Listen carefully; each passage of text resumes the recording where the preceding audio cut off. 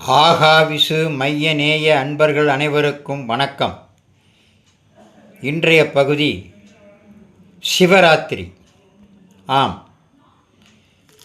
இந்த 2026ஆம் ஆண்டில் மகா சிவராத்திரி பிப்ரவரி 15ஆம் தேதியான இன்று வருகிறது. சிவனுக்கு உரிய இந்த அற்புதமான நாளில் ஒரு அற்புதமான வான நிகழ்வும் நிகழவுள்ளது. அதாவது, இன்றைய தினம் சுமார் 300 ஆண்டுகளுக்கு பின் அரிய கிரக நிலைகளால் பல சுபயோகங்களும் ராஜயோகங்களும் உருவாக உள்ளன.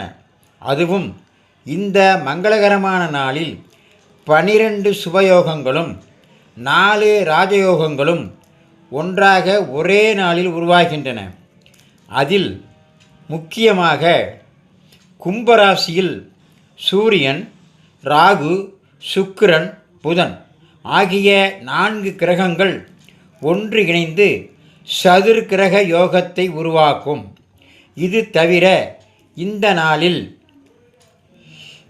பிரீத்தி, ஆயுஷ்மான், சௌபாக்கியா, சத்யா, சிவன், சுக்ல, சோபன், சர்வார்த்த சித்தி, சந்திரமங்கலம், திரிகிரகி, ராஜ மற்றும் துருவ போன்ற சுபயோகங்களும் உருவாக உள்ளன.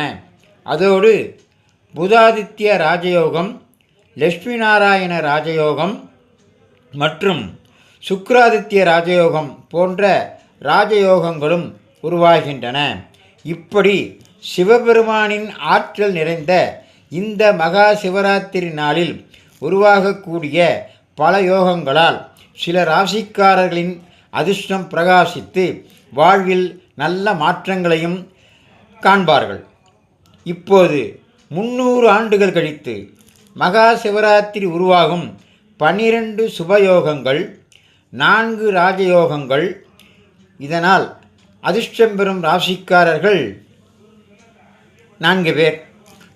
அவையில் மேஷம். மகா சிவராத்திரியில் உருவாகும் பல யோகங்களால் மேஷ ராசிக்காரர்கள் தங்கள் வாழ்க்கையில் பெரிய மாற்றங்களை காண்பார்கள். அடுத்து சிம்மராசி.